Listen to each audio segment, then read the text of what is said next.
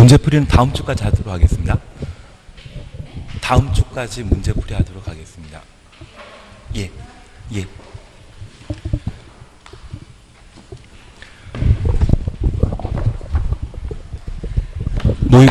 모의고사는 잘 보셨습니까?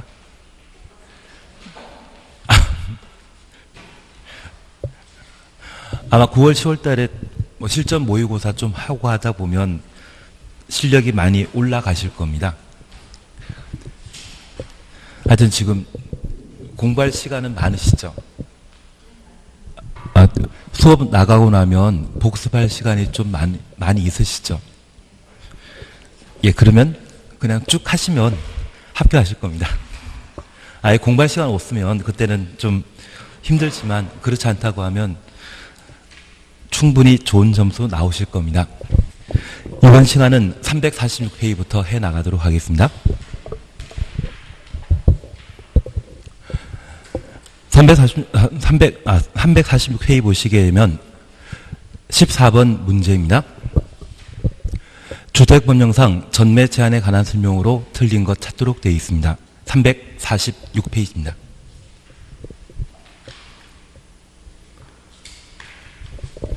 (1번입니다) 전매 행위 제한 기간은 입주자 모집하여 최초 주택공급계약 체결 가능한 날부터 기산한다. 최초부터 날까지 가로 해놓습니다. 최근 법이 개정되어 전매 제한과 관련된 기산일 시작한 날은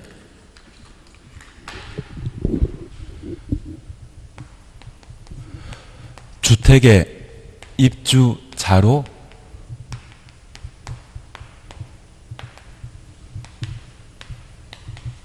선정된 날부터 전매 제한 기간이 시작되게 됩니다. 그래서 최초 주택공급계약 체결 가능한 날이 아니라 입주자로 선정된 날, 이날부터 전매 제한 기간이 시작되게 됩니다. 의미는 이렇게 이해해 주십시오. 만약 1000세대의 아파트 단지가 만들어지게 되면 사업 주체와 입주 예정자 사이에 주택 공급 계약을 체결하게 됩니다. 그런데 이 주택 공급 계약 체결하게 되면 첫 번째 계약 체결하는 사람과 1000번째 계약 체결하는 사람들이 있을 겁니다. 법이 개정되기 전에는 1000번째 사업체와 주택 공급 계약 체결했다 할지라도 전매 제한 기산일을 최초 주택 공급 계약 체결 가능한 날부터 전매 제한 기간을 시작하도록 했었는데 이게 실질적인 전매 제한 기간에 의미가 없다 해서 이번에 법을 개정하게 되었습니다. 만약 첫 번째 계약 체결하겠다고 하면 그 공급 계약 체결하고 소유권 이전 등기 받을 때까지를 분양권이라 표현하는데 그 분양권은 다른 말로 입주자 지위라 표현했습니다. 반면 소유권 이전 등기 이후에는 주택이란 말로 달리 하게 됩니다. 그래서 공급계약 체결한 날부터 소유권 이전 등기한 날까지 뭘 한다? 입주자 지위 이후에는 주택이라 표현합니다. 그래서 이번에 법을 개정하여 전매 제한과 관련된 기산일은 주택의 입주자로 선정된 날, 그날부터 전매 제한을 계산하기 시작합니다. 1번 일단 틀린 거로 해놓습니다. 2번입니다. 주택에 대한 소유권 이전 등기에는 대지를 제외한 건축물에 대해서만 소유권 이전 등기하는 경우 포함한다. 맞는 이야기인데 얘는 이렇게만 기억해 놓습니다. 우리 나중에 문제 보시게 되면 토지, 임대부, 분양주택이 있습니다. 사업 주체가 통상적인 주택 공급과 달리 주택에 대해서만 분양하고 토지는 빌려주는 형태를 토지, 임대부, 분양주택이라 표현하게 됩니다. 우리 MB 때 반값 아파트 정책이라는 말 들어본 적 있습니까? 예, 10년 전 이야기는 기억이 안 나기 때문에 그냥 넘어가도록 하고, 여기 토지, 임대부, 분양주택은 주택은 분양하지만 토지는 빌려주는 형태를 토지, 임대부, 분양주택이라 표현하게 됩니다. 그래서 토지 소유자와 주택 소유자가 각각 달라진다라는 것 이해해 주시고, 이 주택을 분양받은 자는 토지를 임대할 수 있는데 그 임대 기간이 40년입니다. 그러면 하나 이해하실 것이 있습니다. 우리 박근혜 대통령 시절 때 2016년 기억나십니까? 예, 한 4년 전밖에 안 되기 때문에 그때 기억나십니다. 그 당시에 인기 있던 썰전에 강모 변호사께서 출연하셔가지고 갑자기 주택과 관련된 각종 규제를 풀어주고 대출을 좀 금리를 낮춰줬던 적이 있습니다. 그때 강모 변호사 하는 이야기가 지금 정부 정책을 보게 되면 지금은 돈을 빌려서라도 땅에 투자해야 된다. 그리고 아파트 많이 사야 된다. 그런 이야기를 한 적이 있고 그 후 형성되었던 것이 갭 투자하는 분이 있었습니다. 가까운 대전만 하더라도 한 분이 제가 이야기 듣기에 700세대의 아파트를 소유한 적이 있거든요. 갭 투자하셔가지고 가능했던 거고 그리고 호남 광주 같은 경우는 전세 가격이 30평이 한 2억 1천이면 아파트 거래 가격이 1억 9천이었습니다. 그런 적도 있었습니다. 그래서 그쪽도 몇백 세대를 한 분이 가지고 계셨던 적이 있거든요. 그러면 그 당시에 중요한 개정 사항이 박근혜 대통령 취임 초기에는 아파트에 대한 재건축 기간이 40년이었지만 이후 법을 개정하여 30년으로 규제를 완화시킨 적이 있습니다. 그런데 이 토지임대부 분양주택은 박근혜 대통령 때 만들어진 게 아니라 MB 때 만들어졌거든요. MB 때 아파트에 대한 재건축 기간은 얼마였다? 40년이었습니다. 그래서 그때 도입한 제도이기 때문에 주택 소유자가 토지에 대한 사용권을 가지는 것은 몇 년? 40년으로 이해해 주셔야 되고 저 40년이 도래하게 되면 저 토지임대부 분양주택은 계속 사용할 수 있다. 재건축해야 된다. 재건축해야 될 겁니다. 그런데 이 재건축하고자 한다고 하면 기본적으로 건축물과 땅을 동시에 가지고 있는 자만 재건축과 관련된 이해관계인이 될 수 있습니다. 만약 건물만 가지고 있다고 하면 우리가 민법 공부하셨을 때 집합건물법 공부하셨습니까? 토지 사용권 없는 구분 소유자에 대해서는 뭐 할 수 있다? 매도 청구할 수 있다. 예, 집합법은 잘 안 나오죠. 나와봤자 가끔 하나 나오기 때문에 잘 모를 수 있습니다. 그래서 재건축과 관련되어서는 기본적으로 건물만 소유하면 된다? 땅도 가지고 있어야 된다. 땅도 가지고 있어야 됩니다. 그래서 토지임대 분양주택의 경우는 기본적으로 재건축에 관한 개념이 적용되지 않게 됩니다. 그래서 이 토지 사용권을 계속 확보할 수 있도록 주택 소유자 75% 이상이 저 토지 임대차 계약을 연장하고자 하면, 갱신하고자 한다면 주택 소유자 75%의 동의만 확보하면 토지 사용권을 계속 연장할 수 있습니다. 또 연장하게 되면 몇 년 동안? 40년간 토지 사용권을 계속 가질 수 있도록 인정해 주게 됩니다. 그리고 이런 재건축 사업 이외에도 토지 임대부 분양주택은 일반 분양주택이 되는 것이 아니라 계속 토지 임대부 분양주택으로 남도록 정해 놓고 있습니다. 그리고 마지막으로 우리가 기억할 게 있습니다. 여기 토지 임대부 분양주택은 실질적으로 주택의 사용권, 토지의 사용권을 가지는 것은 임대차 계약이지만 지상권으로 의제하게 됩니다. 예, 그래서 우리 딱 세 가지입니다. 토지 임대부 분양주택을 분양하게 되면 주택 소유자는 토지를 몇 년간 사용할 수 있다? 40년간 사용할 수 있고, 이 토지 임대부 분양주택을 재건축하게 되면 토지에 대한 사용 계약을 갱신하게 되는데, 통상적인 임대차 계약에 있어서는 임대인과 임차인 사이에 합의가 필요하지만 여기에서는 합의 필요 없습니다. 땅 주인, 의사와 관계없이 주택 소유자가 75% 이상 계속 사용 요구하게 되면 갱신 가능하며, 토지 임대 분양주택의 토지에 대한 임대차 계약은 민법상 무엇으로 의지한다? 지상권 설정한 것으로 본다. 그렇게 확인해 놓습니다. 그래서 2번과 관련되어서는 저 토지 임대 분양주택이 존재하기 때문에 건축물에 대해서만 소유권 이전 등기하는 것을 포함시키고 있습니다. 이해되시겠습니까? 그래서 2번과 관련된 질문 보게 되면 토지 임대 분양주택에 예외가 있구나, 그렇게 이해하시면 됩니다. 그리고 3번입니다. 전매 행위 제한 기간에 중복되는 경우 가장 긴 기간을 적용한다. 단서에 대해서는 크게 신경 쓰지 마십시오. 다만 우리가 하나 이해하실 것이 있습니다. 현재 조정 대상 지역은 과열 지역과 위축 지역으로 구분하고 있는데, 위축 지역의 경우에는 규제를 강화하는 곳이겠습니까? 규제 풀어주는 곳이겠습니까? 풀어주는 곳입니다. 그래서 이런 경우는 전매 제한 기간 가장 짧은 것을 전매 제한 기간으로 책정하게 되는데, 단서에 대해서는 크게 신경 쓰지 마시고 중복되는 경우는 가장 긴 기간을 전매 제한 기간으로 한다, 그렇게만 봐놓습니다. 4번입니다. 투기과열지구에 건설 공급되는 주택에 입자 선된 시위 전매 제한 기간은 해당 주택에 대한 소유권 이전 등기일까지로 한다. 이 경우 5년 초과 시에 전매 제한 기간을 5년 한다. 5년 각각 동그라미 해놓습니다. 그리고 5번에 대해서는 버리십니다. 5번은 신경 쓰지 마십시오.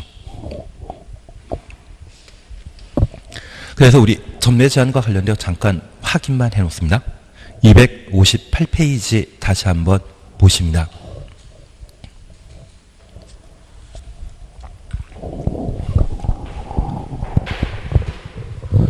여기 전매 제한 파트는 우리 시험에 한 문제가 출제되게 됩니다. 그런데 우리 함께 공부하시면서 주택법은 적용 대상과 사업계획 승인 대상 주택 건설 절차, 그리고 공급, 리모델링 4개 파트로 구분되어 있습니다. 그중에 주택 공급과 관련되어서는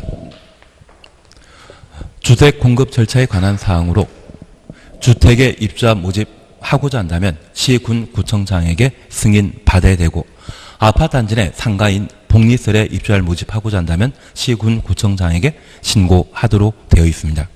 공공의 경우는 승인 신고 대상 2단이다. 아닙니다. 그리고 두 번째, 이 주택 공급에서는 사업 주체와 입주자 사이에 공급 계약 관계가 형성되게 됩니다. 특별히 사업체와 관련되어 불법 부당행위를 방지할 목적으로 저 사업체가 주택 판매 촉진을 도모하기 위해 견본주택을 건설하게 되면 저 견본주택을 어떤 마감 재료로 만들었는지 그에 관한 마감 자재 목록표를 작성하도록 되어 있습니다.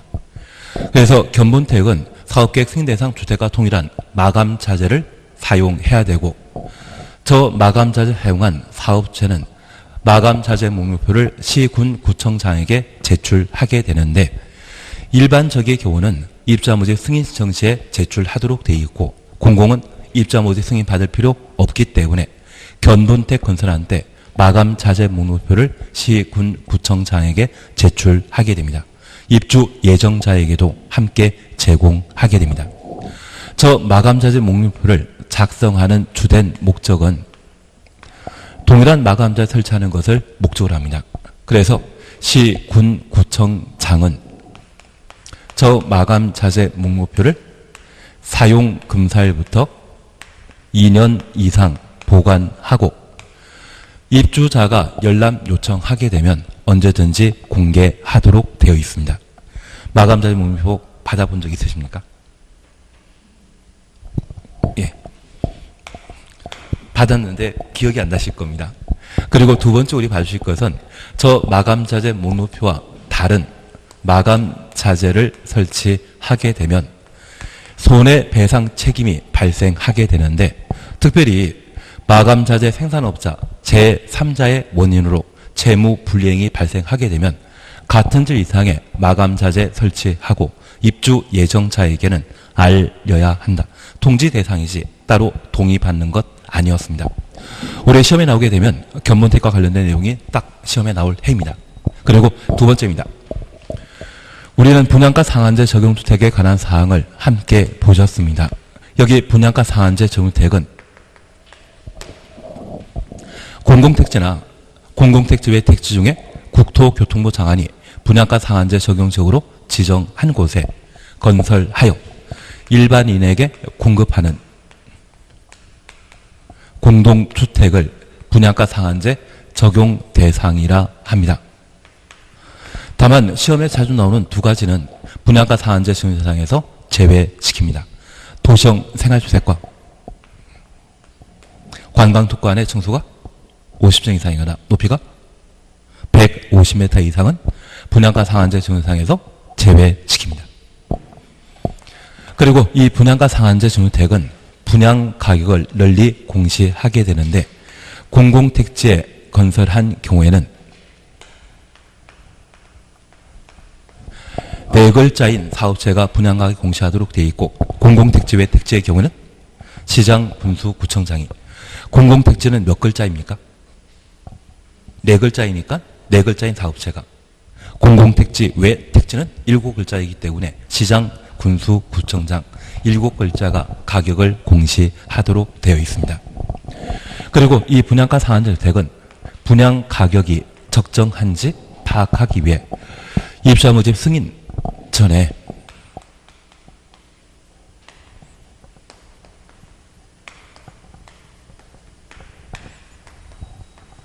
분양가심사위원회 심사를 거치도록 되어 있습니다. 그러면 우리가 잠깐 이해하실 것은 주택의 입주자 모집 승인은 누가 한다? 시군구청장이. 그래서 저 분양가심사위원회는 시군구청장이 설치 운영하게 됩니다. 특별히 분양가 상한제 주택에 대한 사업계획 승인청이 있은 날부터 20일 내 분양가심사위원회 설치 운영할 수 있다는 것 기억하시고 분양가심사위원회 심사 결과에 따라 입주자 모집 승인 여부를 결정하여야 한다. 그리고 우리 약속하셨습니다. 시군구에 만들어지는 위원회 구성원은 몇 명? 10명. 국토교통부에 만들어지는 위원회는 15명. 건축분쟁 전문위원회 있거든요. 그때는 15명이고 분양가심사위원회는 위원장을 포함한 위원수가 총 10명이 등장하게 됩니다.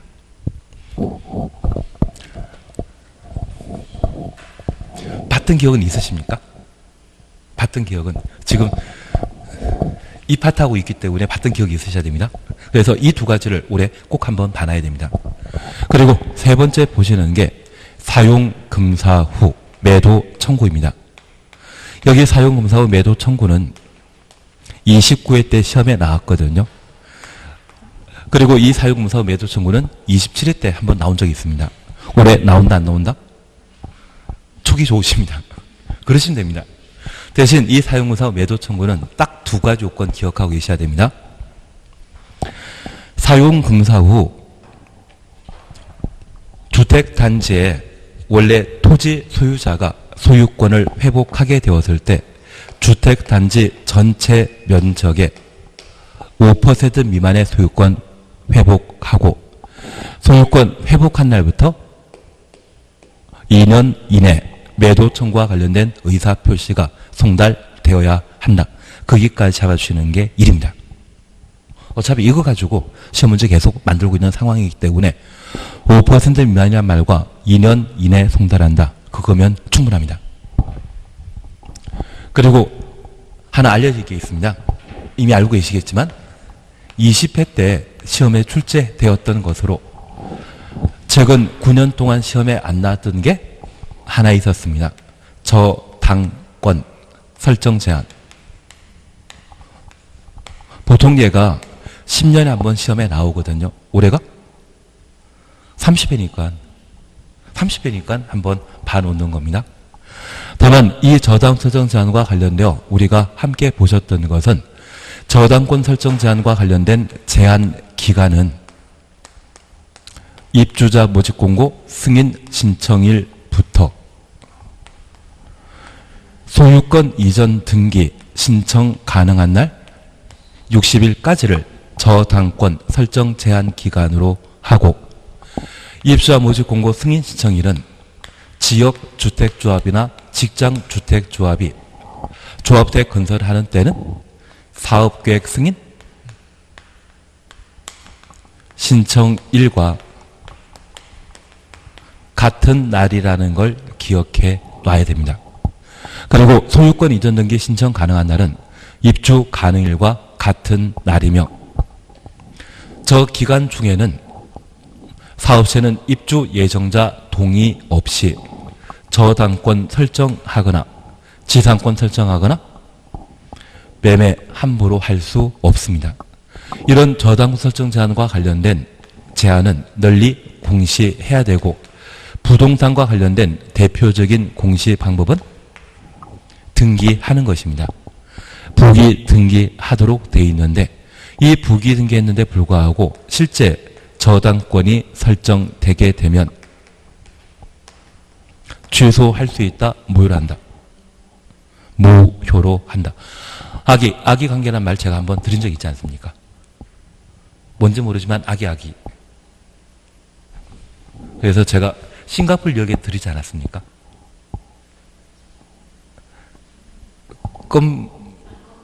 싱가포르의 껌. 근데 우리 싱가포르 사람이 아닌데도 불구하고 싱가포르를 알고 있지 않습니까? 그래서 대한민국의 구성원은, 대한민국 순자는 모든 공법 규정을 안다, 모른다? 안다.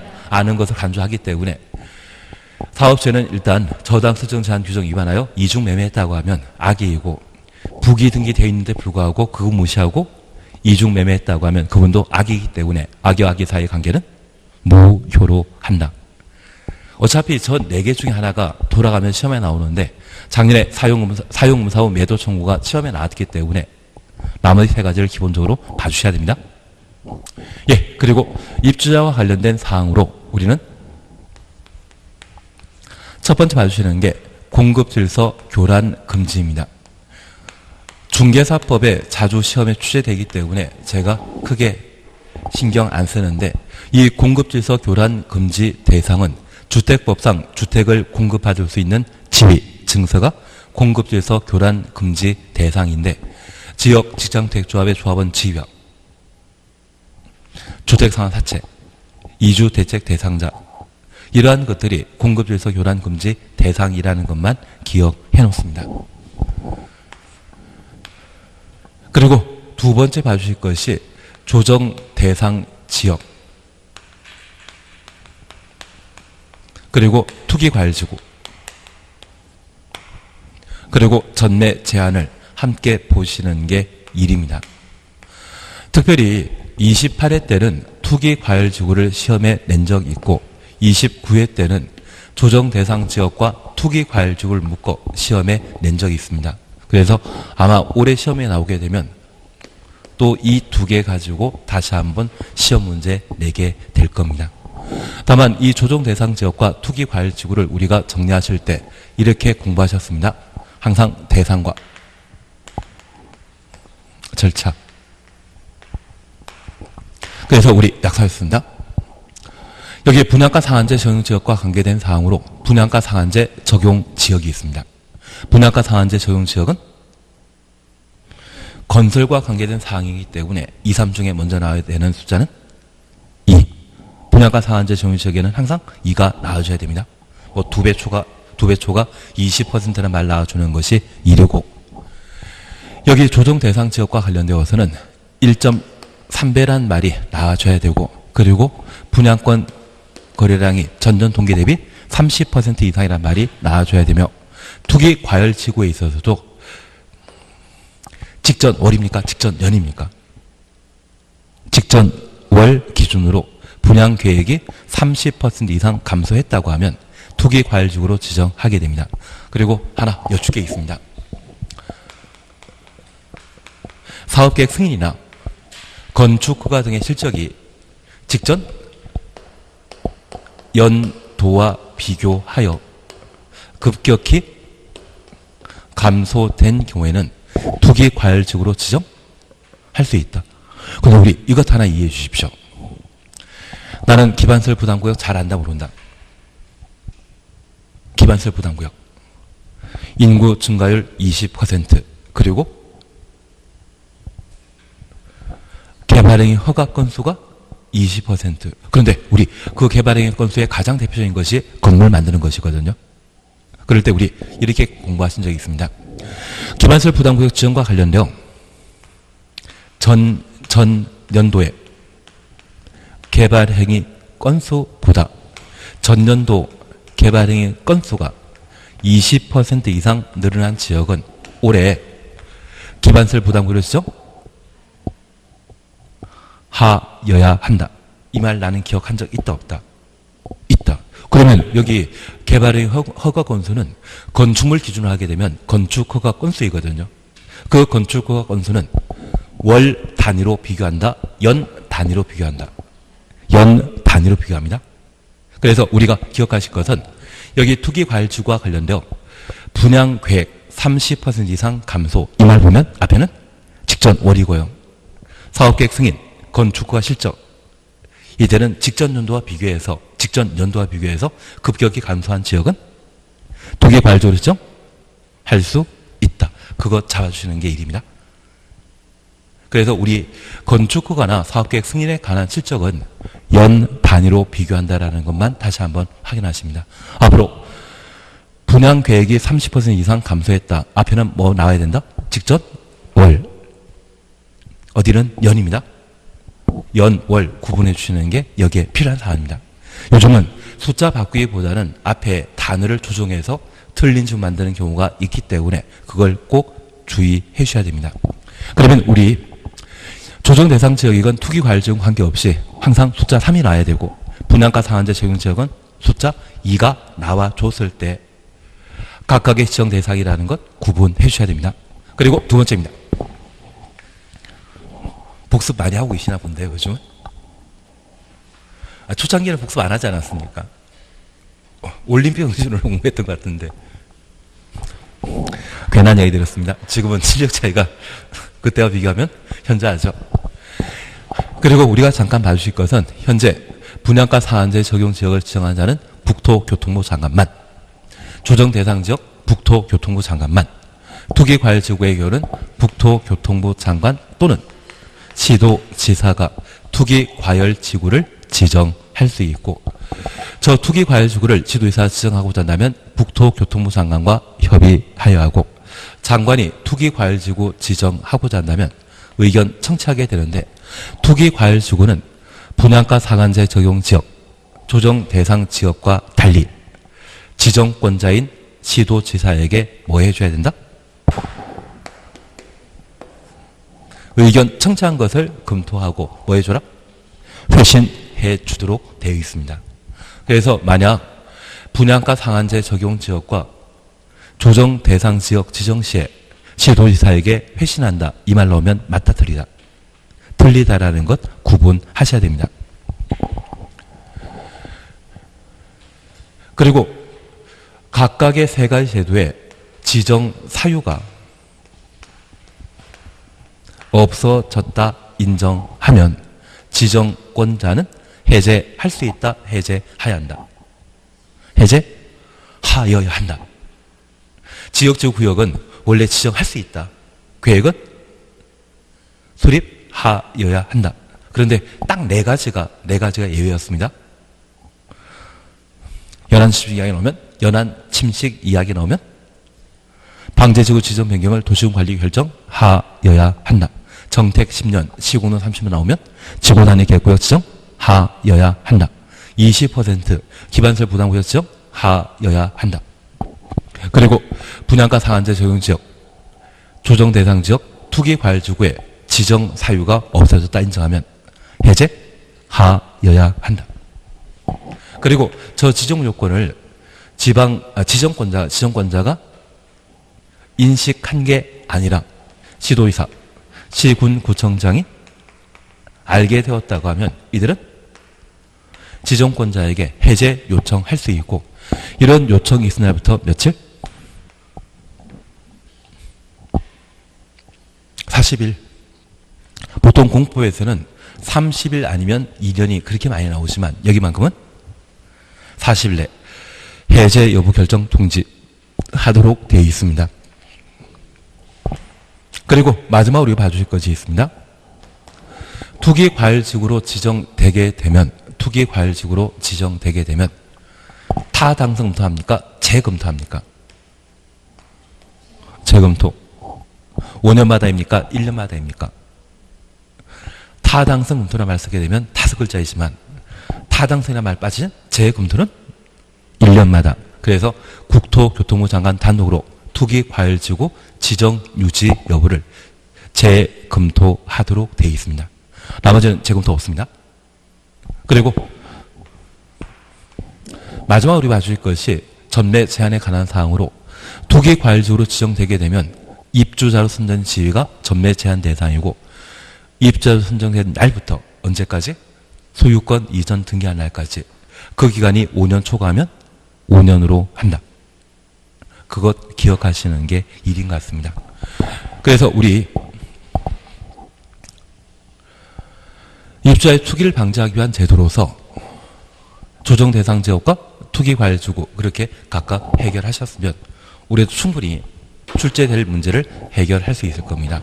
이제 우리 봐주시는 게 전매 제한입니다. 우선 전매 제한도 전매 제한 대상에 관한 사항과 그리고 두 번째 저 전매 제한과 관련된 효과로서 전매 제한 기간이 언제부터 언제까지인지 그리고 전매 제한 기간 중에 전매할 수 있는 경우가 무엇인지 그것 정리하시는 게 이쪽의 포인트입니다. 우선 첫 번째입니다. 258페이지 보시면 주택의 전매 제한 찾으셨죠? 사업자가 건설 공급하는 주택 또는 주택의 입주자로 선정된 지위는 해당 주택의 입주자로 선정된 날부터 주택의 입주자로 선정된 날 가로 해놓습니다. 그래서 작년까지는 제초 주택공급계약 체결일부터 전매 제한 기간을 기산했지만 지금은 언제부터? 입주자로 선정된 날이 기산일이라는 것 확인해 놓습니다. 10년 이내 범위에서 대통령령이 정하는 기간이 지나기 전에 이를 전매하거나 전매할선할 수 없다. 가로 속에 상속죄란 말 동그라미 해놓습니다. 사람이 죽으면서 투기하는 사람은 없거든요. 그래서 상속은 규제 대상이 아니다. 그리고 1번입니다. 투기과열지구에 건설 공급되는 주택의 입주자로 선정된 지위. 입주자로 선정된 지위 가로 해놓습니다. 동그라미 2번입니다. 분양가 상한제 적용 주택 동그라미 해놓습니다. 및 그 주택의 입주자로 선정된 지위. 두 가지만 잠깐 확인하십니다. 첫 번째 우리 봐줄 것이 있습니다. 현재 주택법상 전매 제한 대상은 투기과열지구와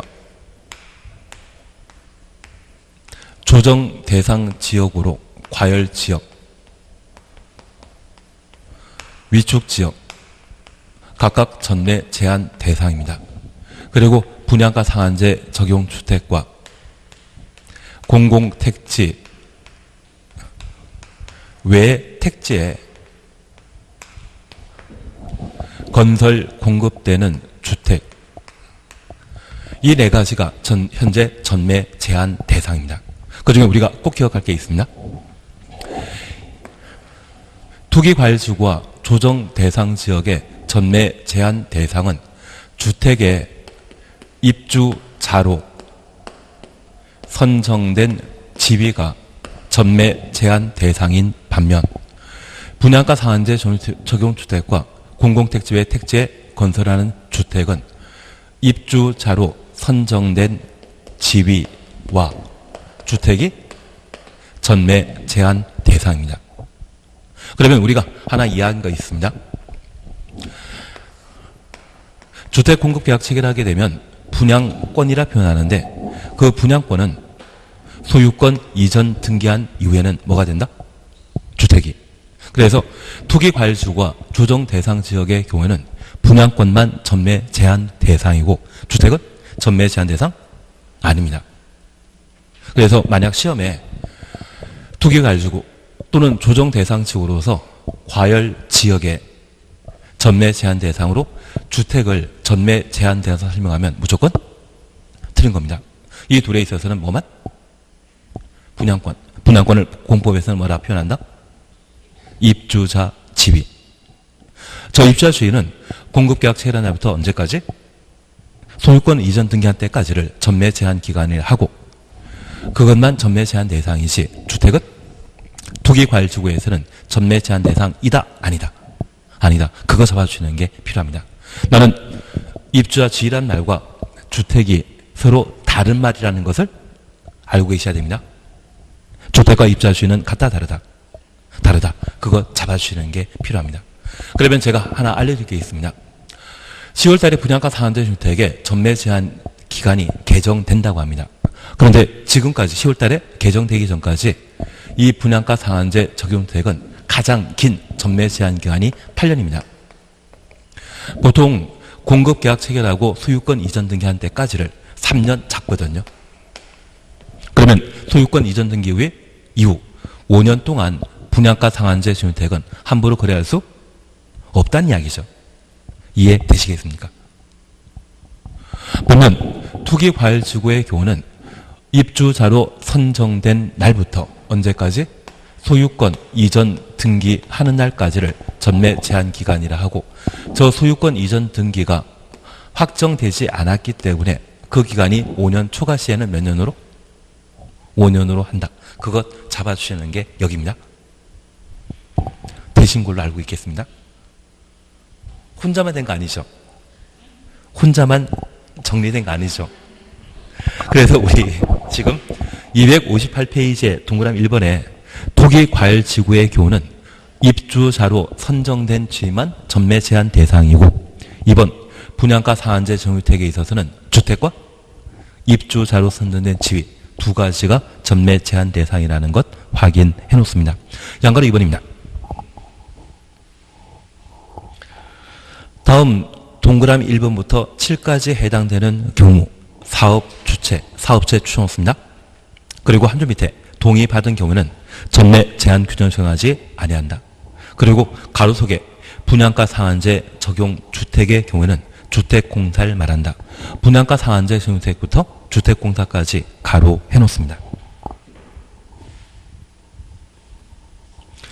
그리고 옆에 페이지에 1번부터 7번까지 나오는데 우리 1, 2 묶어놓습니다. 1번, 2번 묶어놓습니다. 세대원이 근무, 생업상의 사정, 질병치료, 취약, 결혼으로 인해 세대원 전원이 다른 광역시, 다른 시군으로 이전하는 경우 다만 수도권으로 이전하는 것을 제외한다. 2번 상속에 의해 취득한 주택으로 세대원 전원이 이전하는 경우. 그러면 우리 잠깐 살펴볼 게 있습니다.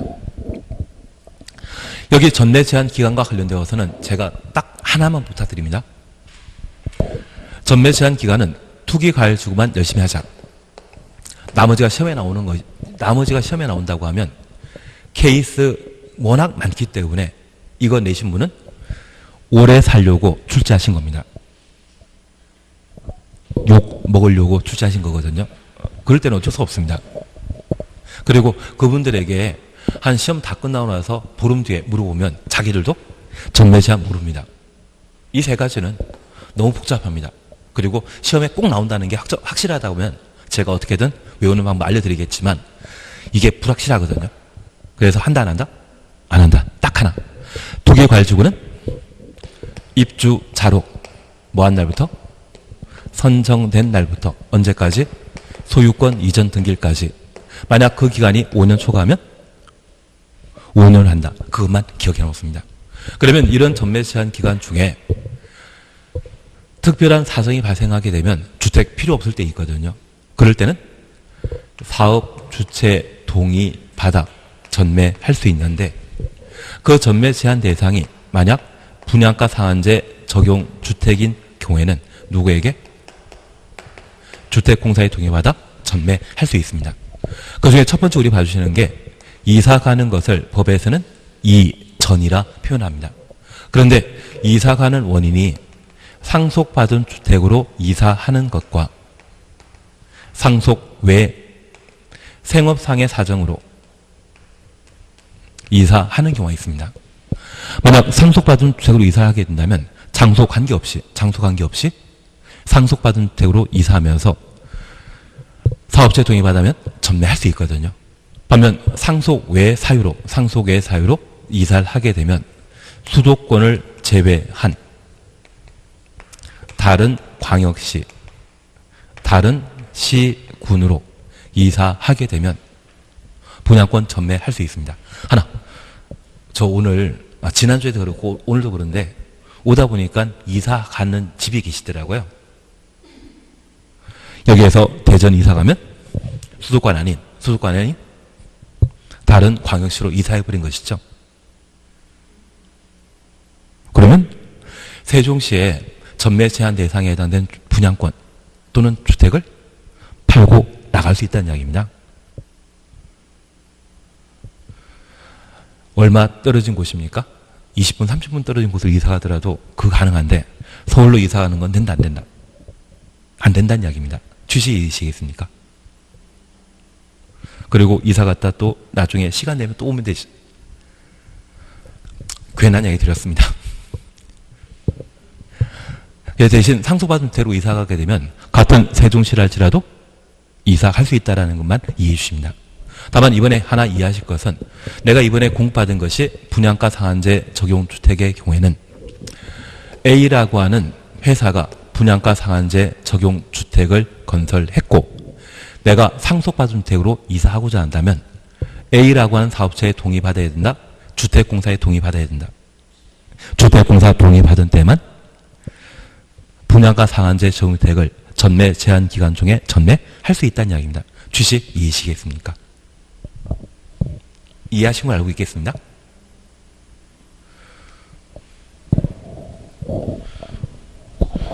별로 좋아하는 표정이 아니십니다. 더 이상하게 생각하시나 봅니다. 3번입니다. 세전손이 해외 이주하거나 2년 이상 해외 체류하는 경우 외국 나가면 몇 년? 2년. 그래서 해외라고 하는 글자가 몇 글자입니까? 두 글자니까 2년. 대신 타 국가라고 했으면 아마 3년이었을 겁니다. 괜한 이야기 들었습니다. 해외란 말을 쓰기 때문에 2년 이상 체류하는 경우에는 전매 가능하다. 그리고 4번 이혼 그냥 넘어가시고 5번 6번 건너뛰시고 7번입니다. 입주자로 선정된 지 또는 주택 일부 동그라미 해놓습니다. 그 배우자에게 증여하는 경우 증여 동그라미 해놓습니다. 우리가 민법 공부하시면서 부부 생활 도중에 형성된 재산은 부부 공유이죠. 그래서 그 일부를 배우자에게 증여하는 목적이라고 하면 전매 제한 기간 중에 가능하다는 이야기입니다. 하나 이해하실 것이 있습니다. 가끔 서울 같은 경우에는 종부세 부과 대상이 1세대 1주택일 때 9억 초과하면 종부세 부과 대상이거든요. 서울에 새로 공급되는 아파트 가격이 9억 초과하는 경우가 있습니다. 그것 집 하나 달랑 있는데 불구하고 바로 종부세 부과 대상 될 수 있거든요. 그걸 부부가 공유하게 되면 각각의 지분은 9억 이하가 되기 때문에 그런 목적으로 배우자에게 일부 증여하는 것은 사업체에 동의받아 증여할 수 있다는 이야기입니다. 다만 전부 증여는 된다 안 된다? 전부는 안 되고 뭐만? 일부만 증여하는 때라면 사업체에 동의받아 전매 제한 기간 중에 증여할 수 있다는 이야기입니다. 취지 이해하시겠습니까? 예, 그러시면 다 되는 건데요.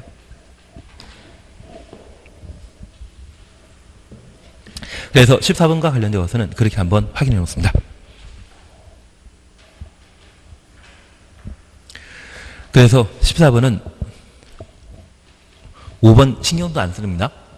5번이 정답이겠지만 신경 쓰지 마시고 우리 전매 제한 기간은 최근 개정하여 입주자로 선정된 날부터 투기과열주국의 경우는 소유권 이전 등기한 날까지 5년 초과 시에는 5년을 한다. 그렇게만 구분해 놓습니다. 15번입니다. 주택의 전매 행위 제한의 가능성으로 쓰인 것 찾도록 되어 있습니다. 1번 전매 제한 기간은 주택의 수급 상황 및 투기 우려 등을 고려하여 지역별로 달리 정할 수 있다. 전매 제한과 관련되어서는 1지역, 2지역 나누는 경우가 있거든요. 그래서 지역별로 달리 정할 수 있다. 당연한 이야기입니다. 2번입니다. 사업체가 수도권 지역으로 공공택지의 택지의 건설 수도권 지역으로서 가로에 지워버리십니다. 수도권 지역으로서 이것 지워버리십니다. 27회 때는 이런 법령 규정이 있었는데 지금은 수도권이라는 말이 삭제되었습니다. 그래서 수도권 지역으로서 이 말 빼버리시고 공공택지의 택지의 건설 공급대는 주택을 공급하는 경우 그 주택 소유권을 제3자에게 이전할 수 없음을 소유권에 관한 등기에 부기 등기하여야 한다. 2번 맞습니다. 하나 이해하실 것이 있습니다. 제가 앞서 말씀드렸던 이야기 중에 여기 분양가 상한제 주택과 공공택지의 택지에 건설 공급하는 주택은 분양권만 전매 제한 대상이다. 주택도 전매 제한 대상이다. 주택도 전매 제한 대상이거든요. 그래서 이 둘에 대해서는 전매 제한 기간 중에 함부로 처분할 수 없다. 양도할 수 없다. 그러한 사항을 부기 등기하도록 되어 있습니다. 맞는 이야기입니다. 3번입니다. 세전서른이 2년 이상 해외 체류하는 경우 사업체 동의받은 경우 전매 제한 주택을 전매할 수 있다. 3번 맞죠? 해외 이야기 나오면 몇 년 이상? 2년 이상 체류하는데 전매할 수 있다. 그리고 4번입니다. 상속에 의해 취득한 주택으로 세대원 전원이 이전하는 경우 사업체 동의받은 경우 전매 제한 주택을 전매할 수 있다. 상속받은 주택으로 이사하게 되면 전매 가능합니다. 그리고 5번입니다. 수도권 지역으로서 이 말 가로해 놓으시고 빼버립니다. 수도권 지역으로서 빼버리십니다. 공공택지 외 택지의 건설공급되는 주택의 소유자가 국가에 대한 채무를 이행하지 못해 공매화 시행하는 경우 사업체 동의 없이도 가로해 놓습니다. 전매할 수 있다. 사업체 동의 받아야 됩니다. 전매 제한 기간 중에 전매하고자 한다면 누구의 동의 받아야 된다? 사업체. 특별히 이번에 전매 대상이 분양가 상한제 적용 주택의 경우는 누구의 동의 받아야 된다? 주택공사. 한국토지주택공사입니다. 그래서 만약 시험에 분양가 상한제 주택을 전매 제한 기간 중에 외국에 2년 이상 체류하는 때 또는 외국에 이민 가는 때 사업체 동의받아 전매할 수 있다. 그 말 하면 틀립니다. 분양가 상한제 적용 주택은 사업체가 아니라 누구의? 주택공사의 동의받아야 된다. 이해되시겠습니까? 통상은 사업체 동의받아 전매 제한 기간 중에 전매할 수 있지만 분양가 상한제 적용 주택만큼은 누구의? 주택공사의 동의받도록 되어 있습니다. 16번입니다. 전매 행위 제한 받은 주택임에 불구하고 전매 허용되는 경우에 해당되는 것 찾도록 되어 있습니다. 1. 세대원 전원이 수도권이 아닌 다른 광역시, 다른 시군으로 이전하는 경우 전매한다 못한다? 전매할 수 있습니다. 그리고 2번입니다. 상속에 의해 취득한 주택으로 세대원 전원이 이전하는 경우 한다. 3번입니다. 세대원 전원이 해외 이주하거나 2년 이상 해외 체류하고자 하는 경우 전매 가능하고 입주자 선전의 집이 주택을 그 배우자에게 증여하는 경우 일부 증여라는 말 기억나십니까? 일부만 증여. 그래서 4번 틀리고 금융기관의 채무 불이행으로 경매가 진행되는 경우 전매 사유가 되게 됩니다. 그래서 전매 허용되지 않는 것이라는 게 나을 것 같은데 문제가 허용되는 게 아니라 전매 불가능한 것, 전매 안 되는 것. 그러면 답을 4번으로 할 수 있을 겁니다. 17번입니다. 분양가 상한제 주택에 관한 설명으로 틀린 것 찾도록 되어 있는데 바로 2번 보십니다. 관광특에 건설되는 30층 이상의 공동택은 분양가 상한제 적용받지 않는다. 맞다 틀리다. 50층 이상 부트이죠. 도시형 생활택과 관광특구에 대해서는 항상 기억하고 계셔야 됩니다. 그리고 4번입니다. 공공택지 추천없습니다. 사업체 추천없습니다. 공공택지의 사업 주체가 입주자 모집 공고 시에 분양가격 공시하여야 한다. 맞다 틀리다. 공공택지란 네 글자 보면 가격 공시하는 자는 누가? 네 글자인 사업 주체가 가격 공시해야 되죠. 그리고 5번입니다. 공공택지의 택지 가로 해놓으시는데 의자 빼버리면 7글자입니다. 시장 군수구청장이 분양가격 공시한다. 그래서 분양가격 공시와 관련되어 그렇게만 하나 확인해 놓습니다. 예, 18번은 그냥 우리 2로만 생각하고 마는 겁니다. 18번은 그냥 크게 신경 쓰지 않습니다. 분양가 상한제 적용지역 지정 요건에 관한 사항인데 크게 신경 쓰지 말자. 그리고 19번 찾으셨죠? 분양가격 제한에 관한 설명으로 옳지 않은 걸 찾도록 되어 있습니다. 1번입니다. 사업체가 일반인에 공급하는 모든 공동주택은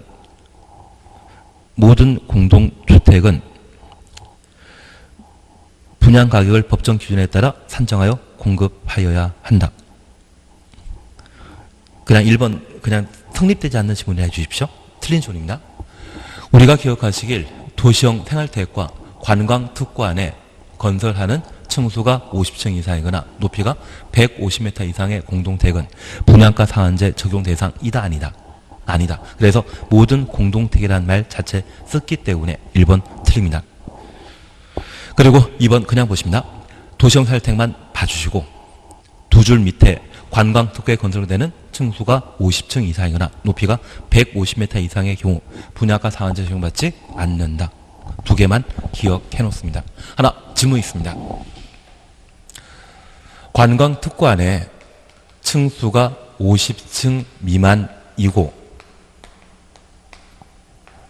높이가 150m 이상인 공동주택은 분양가 상한제 적용 대상에서 제외시킨다. 맞다 틀리다? 맞습니다.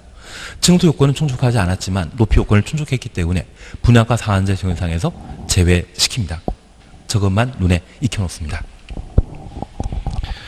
4번, 5번에 대해서는 크게 신경 쓰지 않습니다. 3, 4, 5번 크게 신경 쓰지 않습니다. 그리고 20번만 보시었다 하십니다. 분양가 상한제 적용지역 지정 해제에 관한 설명으로 틀린 것 찾도록 되어 있습니다. 1. 국토교통부 장관은 두 줄 밑에 분양가 상한제 적용지역으로 지정할 수 있다. 분양가 상한제 적용지역의 지정권자는 누구? 국토교통부 장관이라는 것 확인하십니다.